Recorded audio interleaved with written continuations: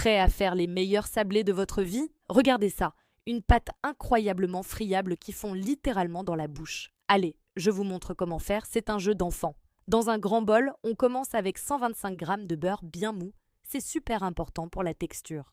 Ajoutez-y 60 g de sucre glace et on mélange tout ça jusqu'à obtenir une crème lisse et homogène. Pas besoin de robot, une simple spatule fait l'affaire. Regardez comme c'est satisfaisant. Maintenant, l'ingrédient magique, une cuillère à soupe d'huile neutre, ça va apporter un croustillant incomparable, croyez-moi.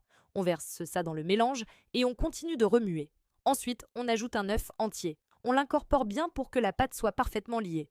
Ça commence déjà à sentir bon, pas vrai? Passons aux ingrédients secs. On va tamiser 250 g de farine T45 directement sur notre préparation.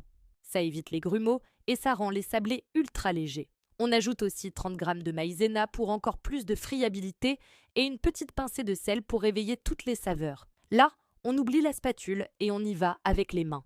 On pétrit juste assez pour former une belle boule de pâte souple et non collante. Ne travaillez pas trop la pâte, sinon les sablés seront durs. Une fois qu'on a notre boule, on l'enveloppe dans du film alimentaire et hop, direction le frigo pour 30 minutes. Ce temps de repos est crucial pour que le beurre redurcisse et que les sablés gardent leur forme à la cuisson. Voilà, notre pâte est bien froide. On la dépose sur un plan de travail légèrement fariné et on l'étale doucement avec un rouleau à pâtisserie sur une épaisseur d'environ un demi-centimètre. C'est le moment de s'amuser.